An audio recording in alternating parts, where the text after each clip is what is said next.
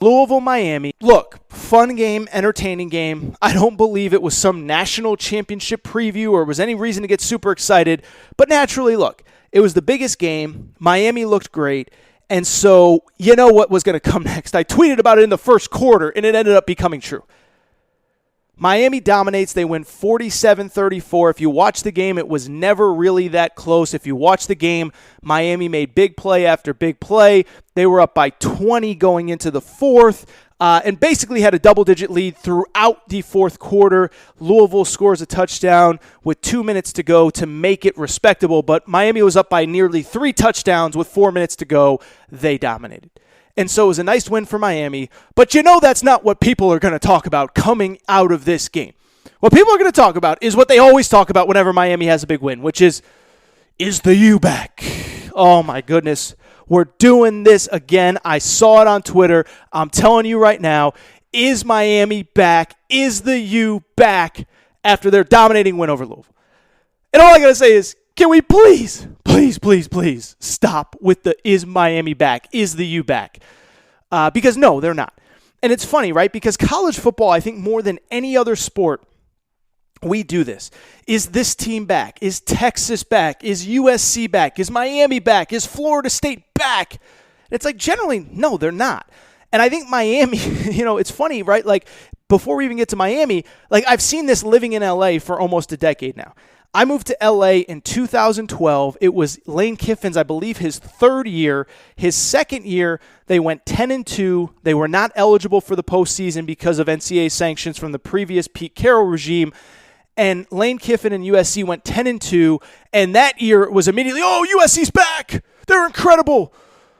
Well, they went 6-6, and they were terrible. Then Lane Kiffin eventually leaves, and then Steve Sarkisian comes in. Steve Sarkisian comes back year one, goes 9-4, and I kid you not, I was at Pac-12 Media Day, and I had somebody ask, or somebody in the media asked, oh, does this feel like the 2000s when you were here with Pete Carroll? It's like, because of one 9-win season? What are you talking about? And it was the same with USC a few years ago when they went to the Rose Bowl and beat Penn State. I live in LA, and I'm telling you, every time USC wins 3 straight games, it's, is USC back? And it's the same with Miami. Look, I love Miami. When I first became a huge college football fan in the early 2000s, they were essentially what Alabama is right now, only with swagger, okay? Miami was the most fun, dynamic, awesome team in college football. Ed Reed, Jeremy Shockey, Clinton Portis, Frank Gore, Ken Dorsey, on and on and on and on and on. So I love Miami. I want them to be back. I think it'd be great if they'd be back. But can we pump the brakes after one win against a bad Louisville team? I mean, seriously. Louisville ranked 102nd in the country in defense last year, in total defense.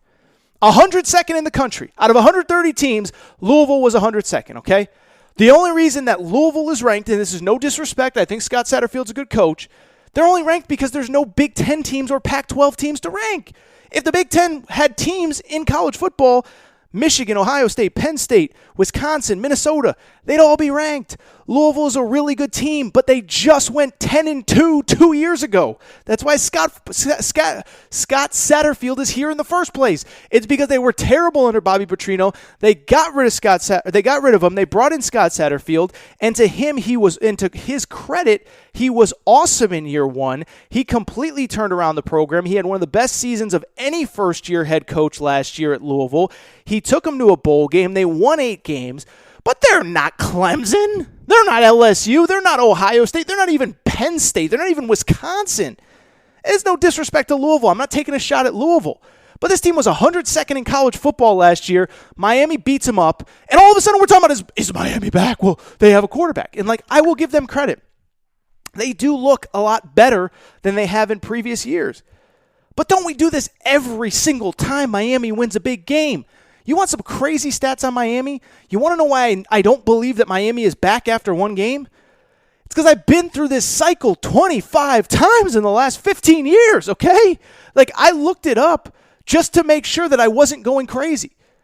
Miami has won 10 games one time since 2003, okay? Does that sound like a program that is on the verge of competing with Clemson and Alabama and LSU?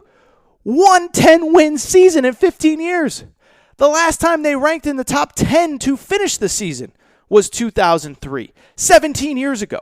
We now have high school kids that are going into their sophomore, junior, senior year who weren't alive the last time that Miami ranked in the top 10 to finish the season.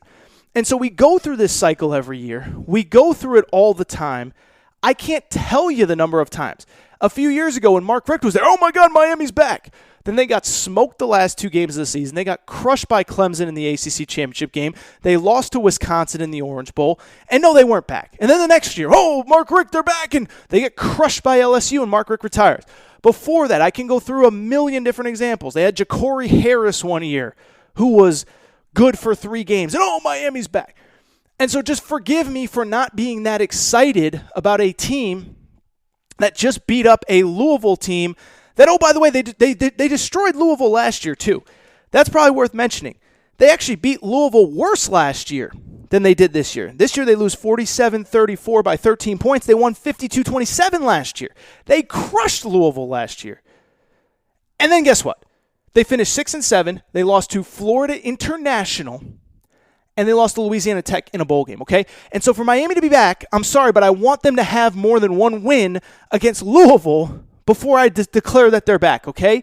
I want them to have a better performance than giving up 34 points to Louisville before I declare them back. I want them to maybe, I don't know, compete with Clemson, prove that they're like half of Clemson, compete with Notre Dame. I know they beat Notre Dame a few years ago. Notre Dame's a really good football team the last 2 or 3 years.